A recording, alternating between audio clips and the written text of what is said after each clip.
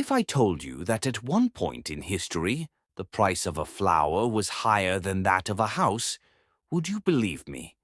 Tulip mania, the world's first economic bubble. Netherlands, 17th century. Imagine this. There is a flower. It looks simple. It has no scent. You can't eat it. Yet people sell their houses, their land, their entire wealth for this flower.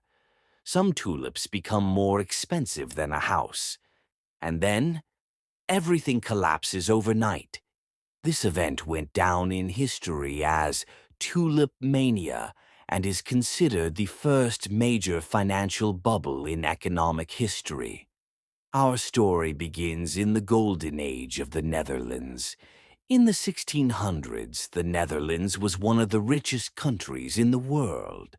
A strong trade system, trade with India and Asia, a new advanced banking system, the rapid enrichment of the middle class. In short, the country was experiencing this situation for the first time. Money was abundant, but people didn't know where to spend it. And right at that moment, tulips appeared. Why were tulips so valuable?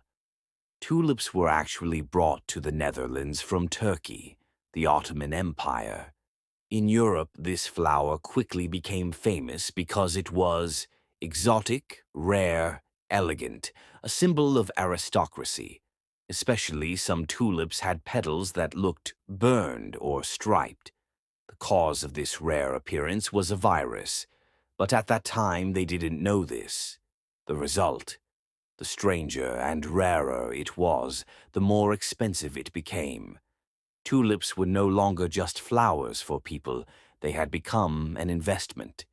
At first, only nobles bought tulips, then merchants, then craftsmen, and then everyone.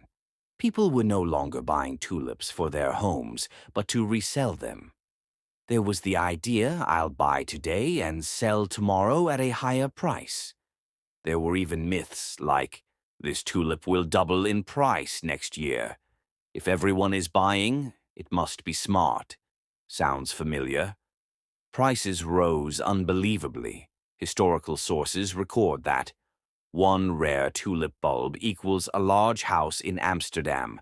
Sometimes it was worth 10 to 15 times an ordinary citizen's annual salary. People gave land, cows, gold, furniture in exchange for a single tulip bulb. The most interesting part: most tulips were still underground. There wasn't even a real product yet. Tulips sold on paper, futures. People were buying tulips in advance. I'm buying now the tulip that will bloom next spring. Just paper contracts. No one was seeing the actual flower. This is very similar to today's. Cryptocurrency bubbles, artificially inflated stocks. The disaster. When everyone wanted to sell, everything collapsed.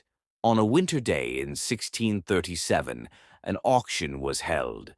But this time there were no buyers. One person wanted to sell, then a second, then everyone. And people realized, this is just a flower.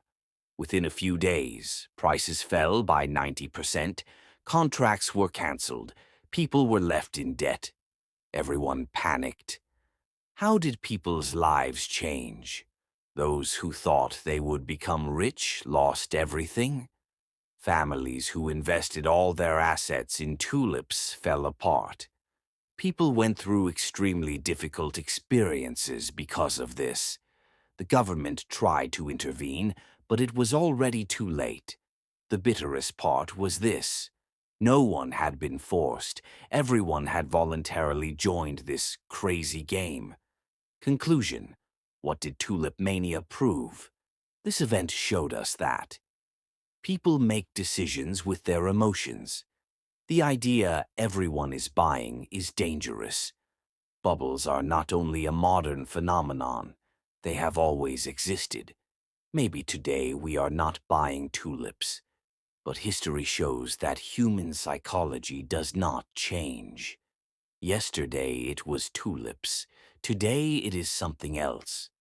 The question is, Will we be able to see the next bubble in time?